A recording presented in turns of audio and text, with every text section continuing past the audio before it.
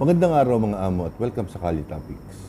Sa video na to ay magbibigay tayo ng komento tungkol po dito sa ginaganap na Senate inquiry patungkol po dito sa PIDEA leaks. At alam kong marami po sa inyo ang interesadong malaman kung ano na ba ang latest ika nga. Siguro hindi naman kinakailangang pahabain pa yung huli, yung pangatlong pagdinig.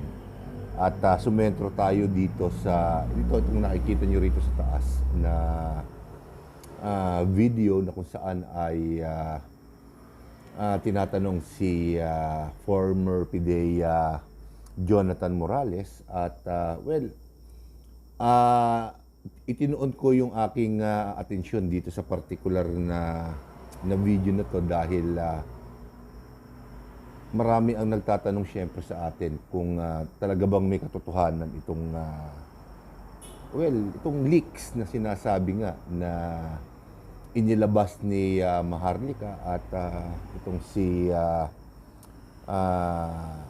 Morales. So, base dun sa aking napakinggan, napanood siyempre, ay ito ay aminin na natin na talagang ang pinakapaksa o ang pinakadahilan nito ay para siraan si Pangulong Bongbong Marcos. So, ayun ang nilalaman yun ang pinakabuod ng pagdinig na to. At kung tatanungin niyo naman ako kung naniniwala ako dito sa ikinatwiran ni Senador De La Rosa na kaya niya ginagawa ito ay dahil in aid of legislation, ay bulok na pong pangangatwiran yan para sa akin dahil sa dinami-dami po ng naging Senate inquiry na naganap sa nakalipas na taon at mga previous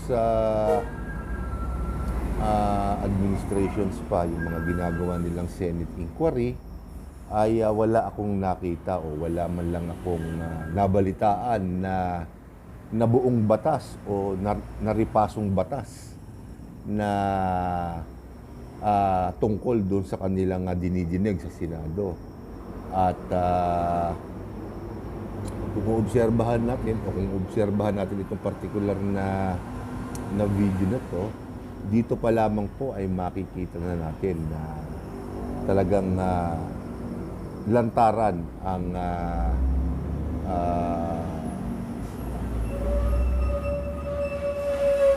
paninira, ika nga, o yung pinipilit na siraan si Pangulong Bongbong Marcos.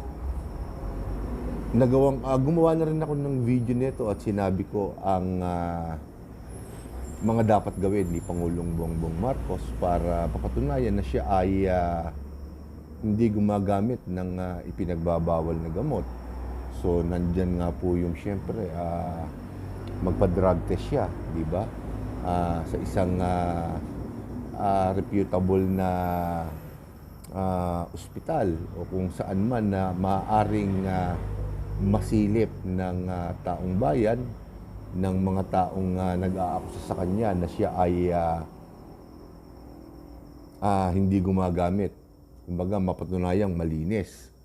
At syempre, kung mapatunayan na rin na siya ay gumagamit, alam kong merong batas para diyan. Hindi ba? Dapat ginagawa ng Pangulo yon. Ikalawa, itong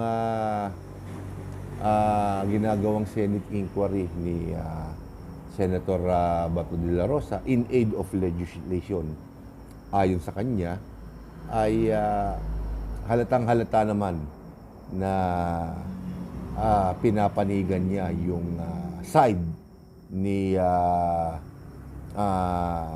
Jonathan Morales na siya raw ay naniniwala na totoo itong mga dokumento na ipinakita niya doon pa lang makikita kasi nag-umpisa ito siyempre doon sa alam naman natin na si Senator Bato de la Rosa ay kampe kay dating Pangulong Rodrigo Duterte at ngayon nga po ay hindi maganda ang relasyon ng mga Duterte at mga Marcoses at syempre nandyan din yung napipinto ayon kay Senator Trillanes na malapit na raw lumabas yung warrant of arrest ng ICC sa kanila at siguro sa pakiramdam ni Senator De La Rosa ay may katotohanan itong sinasabi ni dating Senador Antonio Trillanes ay maaring ito ang isa sa mga paraan niya para makaiwas dito sa di umano ay napipintong paglalabas ng mandamiento di arresto o yung tinatawag nga na warrant of arrest sa kanila ng ICC. Pero nakakalimutan naman po ni Senator Bato de la Rosa na nagsalita na ang Pangulo patungkol po dito na hindi niya papayagang mangyari yon. So, sa pagdinig, particular dito sa pagdinig na to sa PIDEA Leaks, dito natin makikita kung anong uri ng sistema ng politika meron tayo sa ating bansa. Handyan si Senator Bato de la Rosa na ika nga sa ngayon ang lumalabas na nagtatapon ng putik kay Pangulong Bongbong Marcos at ito naman pong si Senador Jinggoy Estrada ay pinipilit at sa tingin ko naman ay nagtatagumpay na i-discredit itong kredibilidad ni Jonathan Morales dahil marami pala itong kaso. So, dito sa mga isinasagot, iginagawi ni Jonathan Morales ay nabubutasan siya ni Senador Jinggoy Estrada dahil unang-una nga, paano mo nga naman paniniwalaan ng isang tao na una ay tadtad ng kaso pala at ang isa pa sa mga kaso na to kung hindi ako nagkakamali ay nagpapabricate siya ng mga istorya sa pagkakaintindi ko dun sa palitan nila ng paliwanagan ni Senator Jinggoy Estrada. So, kung ako ang tatanungin nyo kung ano ang maibibigay kong payo kay dating PIDEA Morales ay dapat sundin niya yung binabanggit o sinasabi ng nakararaming senador na tinatanong siya sino yung kanyang informant, sino yung kanyang o source ng kanyang mga dokumento na yan.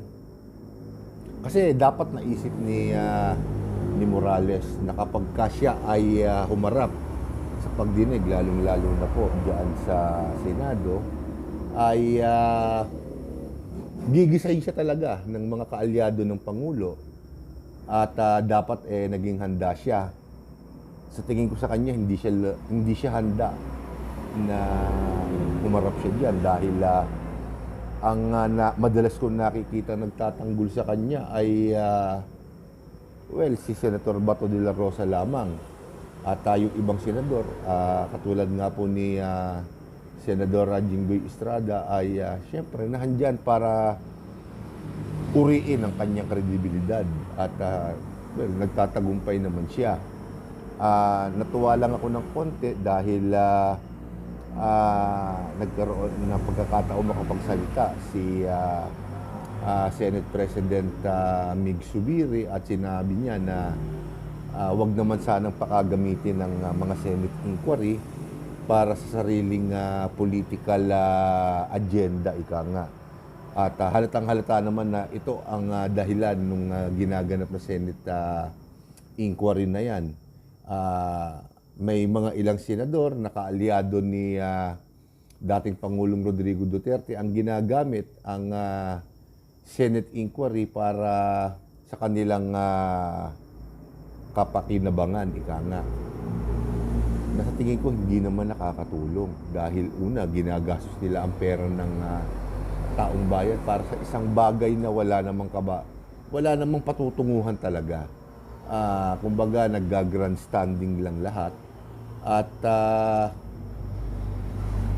sumatotal sa inidoro, sa basurahan din ang punta ng lahat ng ito. Nagsayang ng pera, ng oras, na kung saan ay pwede nating gugulin para mapag-inam ang buhay nating mga Pilipino. At syempre, matalakay ang mga mas importanteng bagay katulad po ng China at itong lumalalang kriminalidad sa ating bansa na naman. Kung inyong mapapansin, kaliwat kanan po ang nababalitang hulihan ng droga, panggagahasa at pagpatay. So bumalik na po yung dating gawe ng mga masasamang loob dahil nga po dyan sa droga na yan. Hindi rin nakakatulong sa tingin ko kung ginagawang Senate inquiry na to dahil una, lahat ng binabanggit ng mga gustong mag-discredit sa ating Pangulo ay masasabi nating puro hearsay lamang at hindi nasusuportahan ng matitibay na ebidensya. Hanggang ngayon, pangatlong pagdinig na, walang na ipapakitang talagang matibay na ebidensya. Sana nga yung ika nga ay yung source ni dating PIDEA Morales ay mabanggit niya kung sino at para lumantad, baka nasa kanya yung mga ebidensya kinakailangan para madiin si Pangulong Bongbong Marcos at ito nga po nadamay pati si Maricel Soriano. So hindi talaga nakakatulong, kumbaga nakakatawa. Pero hindi ko naman sinasabi na hindi rin pwedeng dinggin sa Senado yan. Bagamat marami ang nakakapuna at halos nakasisiguro na ginagawa lamang itong pagdinig na to upang siraan si Pangulong Bongbong Marcos. Lalo na po nalalapit na ang 2025 midterm election natin na kung saan ay mag-uupo po uli tayo o boboto po uli tayo ng mga bagong senador. At alam naman po natin na bumubuo na po ng senatorial slate si Pangulong Bongbong Marcos at nabalita na rin na bumubuo na rin ng kanyang sariling senatorial slate si dating Pangulong Rodrigo Duterte. Pero may tanong din dyan, syempre, kung sakasakali nga ba't mabuo ni dating Pangulong Rodrigo Duterte itong kanyang senatorial slate, tutulungan ba siya ni Vice President Sara Duterte na buuin ito at suportahan? Syempre, doon lahat babagsak yung senaryo na yan eh. Dahil aminin man natin at sa hindi, ang naging dahilan ng Senate inquiry nito ay dahil sa iringan ng mga Duterte at ng mga Marcoses. At syempre, sino ang kawawa dito? Tayo, mga pobreng mga mamamayan dahil hindi ko lang po alam sa inyo, pero ako nakikita kong ginagawa na po tayong tanga ng ating mga politiko.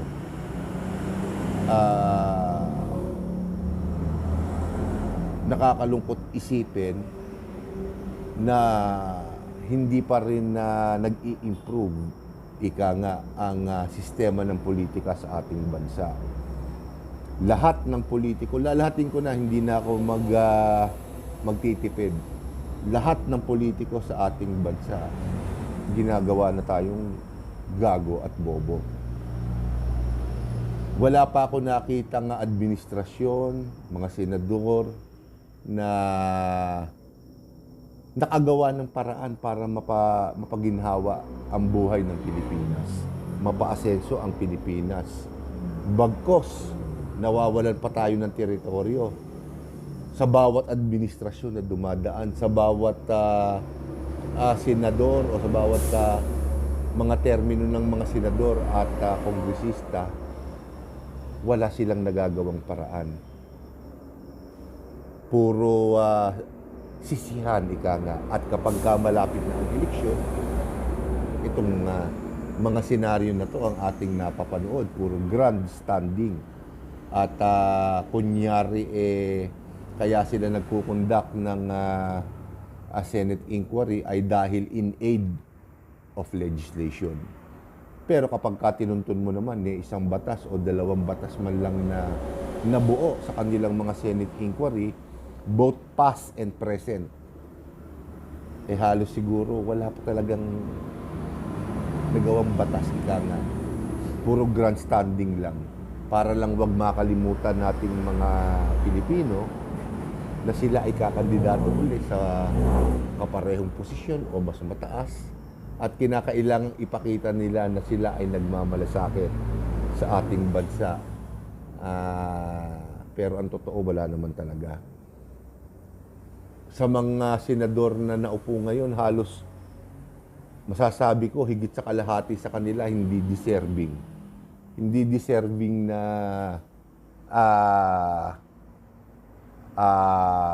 manalo o maupo. Nadadala na lang po tayo sa kanilang kasikatan. Pero sa totoong buhay po talaga, wala pa po silang napapatunayan at wala pa po silang nagagawang mainam. Makagawa man sila ng mga batas ay napakasimple lamang po. At hindi direktang nararamdaman ng ating mga kababayan. Hindi po natin nararamdaman.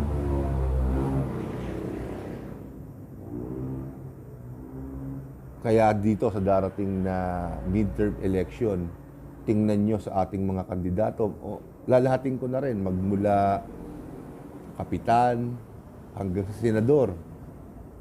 Tingnan nyo kung sino yung mga talagang nagtatrabaho. Meron naman po dyan, meron naman dyan.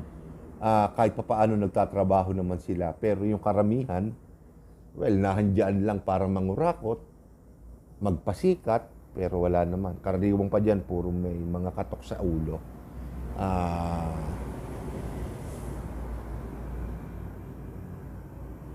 Buti nga sana kung yung katok ng ulo nila, katulad ni dating Senador Miriam Defensor Santiago, na talaga namang nag-uumapaw sa dunong. Dangan nga lamang at sa makabilang buhay. Sayang yung mga ganun tao, bibihira yun. At napakabagal ng usad ng ating bansa. At ang nagpapabagal po sa atin ay itong mga ganitong uri ng Senate inquiry na kung saan wala naman talagang kinalaman sa pamumuhay ng ating mga kababayan, sa pamumuhay natin. Ang silbi lamang po nito ay pabanguhin ang kanilang pangalan. Ipakita sa atin na sila ay nagtatrabaho, pero ang totoo, wala naman po talaga. Hindi ko kinakampihan o hindi ko sinasabing hindi totoo o totoo ang mga akusasyon laban kay Pangulong Bongbong Marcos. Pero may mga tamang paraan para matamo mo yan. Bakit hindi nila daanin doon sa tamang paraan? Dahil ang pinakamabisa, alam na alam ng mga politiko yan, ay kailangan idulog nila sa court of public opinion, sa korte ng mamamayan, na kung saan kapag nakumbinsin nila ang mamamayan, siyempre napakalaking puwersa nun. Hindi kaya ng kahit na sinong politiko sa buong bansa natin yun. Ang puwersa ng tao, kapag sinabi ng taong umalis ka sa pwesto mo na yan, sa ayaw at sa gusto mo, kahit nahalal ka, kahit 2 taong ka pa lang dyan, 3 taon, alis ka. Kaya siyempre, aabangan natin kung mayroon pang susunod na pagdinig to. Pero panansya ko, hindi ko na siguro papansinin tong ano. Maliban na lang kung medyo mga, kung mayroong mga senaryo na nakakatawa, hindi natin yan. Pero basic na lang eh. Talagang wala eh, walang sustansya, ika nga. Wala talagang sustansya itong ginagawa ni Senator Rabato de la Rosa na to. Lalo lamang po niyang sinisira ang kanyang sarili at ipinakikita niya sa taong bayan na hanggang doon lamang ang kaya niyang gawin. Wala na rin po siyang ipinagkaiba kay dating Senador Trillanes. Hindi ba ganun si Senator Trillanes? Talagang binanatan niya ng binanatan si Duterte. Yun ang nakikita ko ngayon kay Senador de la Rosa. Mukhang hanggang sa dumating yung oras ng kampanya, yan at yan ang gagawin nila. So dito ko na po tatapusin ang video na to at susunod ko pa pong mga video ay ibang klase naman, ibang paksa naman po ang ating tatalakayin kung hindi man po uli ito. So with that, ako po si Boss Dags. At kung sa channel na to, nabubulol ako. Naantok na siguro ko. So with that, ako po si Boss Dags. At kung dito sa channel na to, ako ang boss.